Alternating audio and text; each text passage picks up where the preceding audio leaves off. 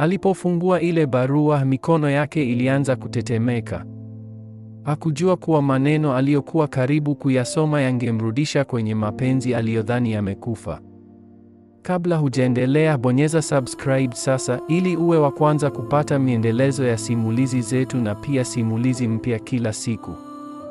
Kwa sababu simulizi hii ina muendelezo na kila sehemu inazidi kusisimua.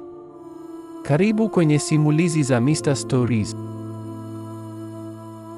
Jioni ile ilikuwa tulivu kupita kiasi. Anga lilikuwa limefunikwa na mawingu mazito, kana kwamba nalo lilihisi uzito aliokuwa nao Asha moyoni.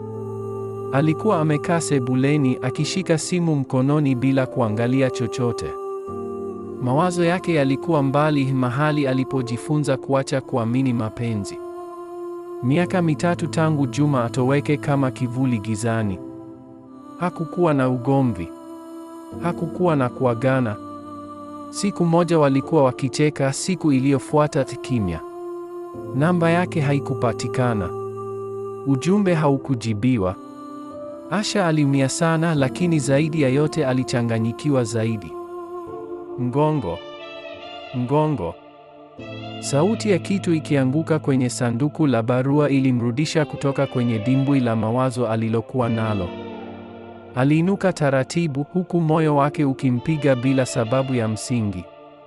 Alipofungua sanduku, aliona bahasha moja ya kahawia isiyo na stempu wala jina lake juu.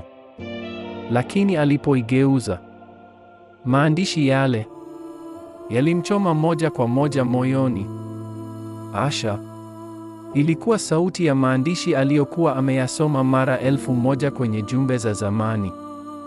Aliingia ndani, akafunga mlango na kukaa chini karibu na kitanda.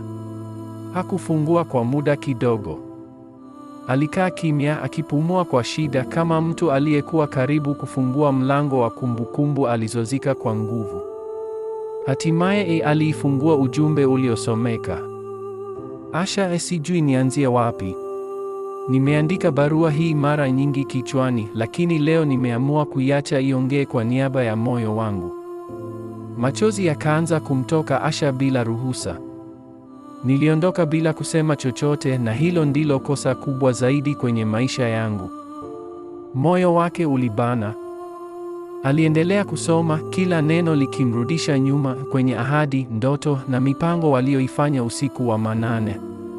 Sikuondoka kwa sababu sikukupenda, bali niliogopa.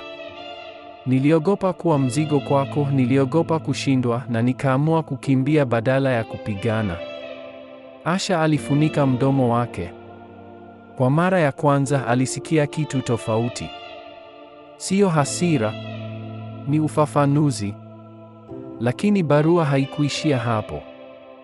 Najua hujanisubiri. Najua umejifunza kuishi bila mimi. Barua hii sio ombi la kurudi, ni ombi la unisamehe.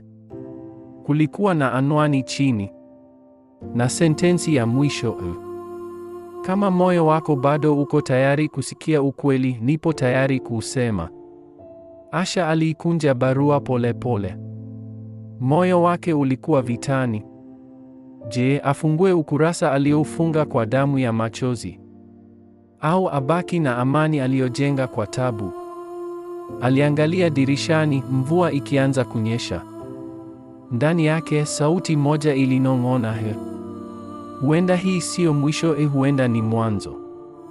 Usipange kukosa kufuatilia sehemu ya pili ili tujue, je, Asha atafungua ukurasa alioufunga au ataamua kubaki na amani? Usisahau kusubscribe, kulike na kucomment.